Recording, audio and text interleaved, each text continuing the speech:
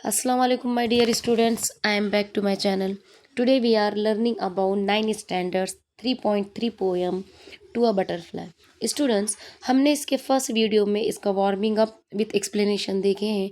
तो आज हम इस लेक्चरर में टू अ बटरफ्लाई पोएम का एक्सप्लेनेशन देखेंगे। तो चलिए स्टूडेंट्स, हम पहले फर्स्ट स्टांजा को रीड करते हैं। Stay near me, do not take the thief light. Stay यानी कि रहना, नियर यानी कि नज़दीक, do not take the flight. The के रिलेटेड होते हैं यू, यानी कि यहाँ पर THY उसके मीनिंग्स होते हैं यू के रिलेटेड, और फ्लाइट यानी कि उड़ान। तो स्टूडेंट्स, ये फर्स्ट लाइन में पोएट कह रहा है कि तुम मेरे पास से उड़ान मत भरो। और little longer stay in a site. Stay यानी रहना, साइट यानी कि नज़र, मैं आपको नज़रों के सामने देखना चाहता हूँ। Much conserve do I find in the थी।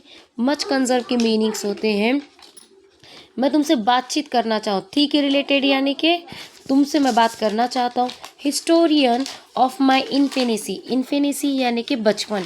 तो स्टूडेंट्स, यहाँ पर जो पोएट है उसको हिस्टोरियन, जो बचपन की जो बातें हैं वो उसको पूरी मेमोराइज हो रही है, और वो कह रहा है कि मैं तुमसे बात करना चाहता हूँ। फ्लोट नियर मी, फ्लोट यानी कि तैरना। To do not depart, depart यहाँ से गुजरना, तुम यहाँ से नहीं गुजरना।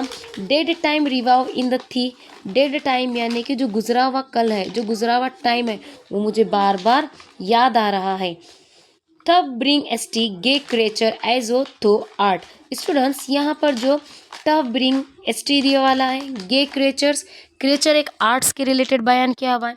लेकिन स्टूडेंट्स, यहाँ पर टू, स्ट्रिंग, ये जो वर्ड्स इस्तेमाल किए गए हैं थी, ये हमारे ओल्ड इंग्लिश के वर्ड्स हैं जिसको यहाँ पर पोएट ने डिस्क्राइब किया हुआ है। और सोलेमन इमेज टू माई हार्ट, और उसकी जो इमेज है, उसकी जो तस्वीर है वो मेरे नज़रों के सामने गुजरी हुई है। और सोलेमन यानी कि Pakeezah image. My father's family, और जो मेरे फादर से फैमिली से है, यानी कि उनकी जो इमेज है बचपन की, जो गुजरे हुए कल की है, और जो तितली के रिलेटेड उन्होंने बयान कर रहे हैं वो एक पूरी पाकीज़ा इमेज है। स्लोमन यानी कि पाकीज़ा इमेज। स्टूडेंट, चलिए हम सेकंड स्टांजा देखते हैं। Oh pleasant, pleasant were the days. Pleasant यहाँ पर एकदम शांत माहौल के रिलेटेड बताया हुआ है। Oh pleasant, pleasant were the days the time when in our childish play. जब हम बचपन में थे और उस टाइम पर जब हम खेल रहे थे, उसका यहाँ पर हमको बयान किया हुआ है। तो स्टूडेंट्स, जो यहाँ पर जो फर्स्ट टू लाइंस दिए हुए ओ प्लीजेंट द टाइम, ये हमारा फिगर ऑफ स्पीच का बताया हुआ है, जहाँ पर दो एक्सप्लेनेशंस डिस्क्राइब किए हुए। तो जब आपको यहाँ पर कोई क्वेश्चन पूछा जाता है कि फिगर ऑफ स्पीच ये पोएम की क्या है, तो आप ये दो लाइन्स में निकाल सकते हैं। अब चलिए थर्ड लाइन हम देखते हैं। My sister Emmeline and I. तो बचपन में जो उनकी सिस्टर है और यहाँ पर पोएट है, उनके गुजरे हुए जो चाइल्डिश के जो प्लेस खेले हुए, जो गेम खेले, वो उनको यहाँ पर याद आ रहे हैं। टुगेदर चीज्ड अ बटरफ्लाई, चीज्ड यानी कि परेशान करना, जहाँ पर वो राइट पोएट की बहन और पोएट बटरफ्लाई को चीज्ड करते थे, परेशान करते, यानी कि पकड़ने की कोशिश करते थे। A very Hunter did I rush, Hunter यानी कि शिकार करना, मैं उसे शिकार करने के लिए चले जाता था।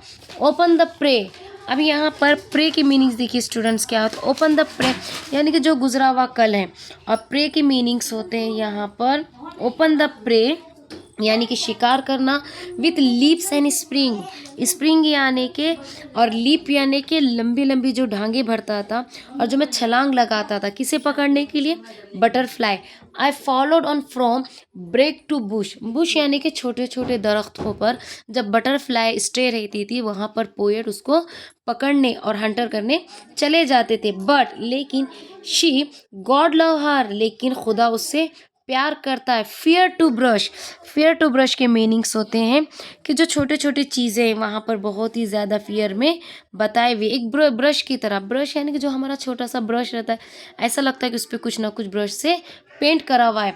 The dust from of its wings, dust यानी कि धूल, जब हम उसे पकड़ने जाते या हम उसको पकड़ते तो बटरफ्लाई हमारे हाथ में नहीं आती, बट लेकिन जो उसके डस्ट है वो उनके हाथों में पंखों की तरह आते हैं। अब विंग्स यानी कि उनके जो पंख हैं, वो पंख में जो डस्ट है वो बस उनके हाथों में आता है।